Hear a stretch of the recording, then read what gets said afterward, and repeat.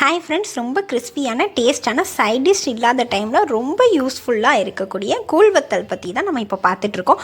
Already நம்ம போன வீடியோவில் வந்து தண்ணி வத்தல் எப்படி செய்கிறதுன்னு பார்த்தோம். இந்த வீடியோவில் வந்து கட்டி வத்தல், அதாவது ஜிமிக்கி வத்தல் எப்படி செய்யறதுன்னு பார்க்க போகிறோம். தொடர்ந்து வெங்காய வடகம்னு சொல்கிற தாளிப்பு வடகம், அதுவும் எப்படி செய்கிறதுன்னு பார்க்க போகிறோம். இதில் இருக்க ஸ்டெப்ஸை நீங்கள் ஃபாலோ பண்ணிங்கன்னா ரொம்பவே கிறிஸ்பியாக சூப்பராக வரும். வாங்க வீடியோக்குள்ளே போகலாம்.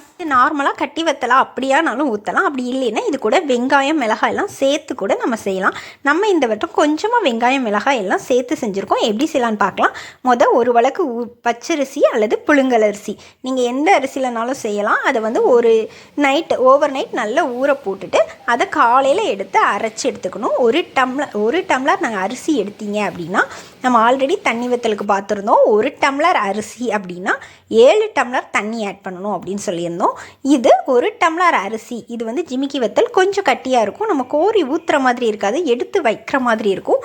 அதனால இதுக்கு வந்து 1 டம்ளர் அரிசினா 5 டம்ளர் தண்ணி ஊற்றணும். இந்த மெஷர்மெண்ட்டை மட்டும் கரெக்டாக நோட் பண்ணிக்கிட்டீங்க அப்படின்னா வத்தல் ரொம்ப சூப்பராக வரும், கரெக்டாக வெந்து வரும்.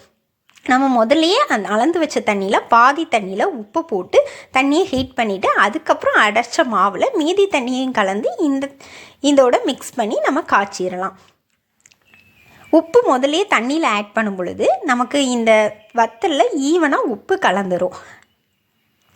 கைவிடாமல் கிண்டுங்க. அடியில் பிடிச்சிருச்சுன்னா கூழ் வத்தல் வந்து கருகல் ஸ்மெல் வந்துடும். கைவிடாமல் நல்லா கிண்டி நம்ம மாவை ரெடி பண்ணிக்கிடலாம். தண்ணி வத்தல் மாதிரி இல்லாமல் இது சீக்கிரமாக வெந்து கொஞ்சம் கட்டியாக இருக்கும். அதனால கொஞ்சம் கேர்ஃபுல்லாக கிண்டணும்.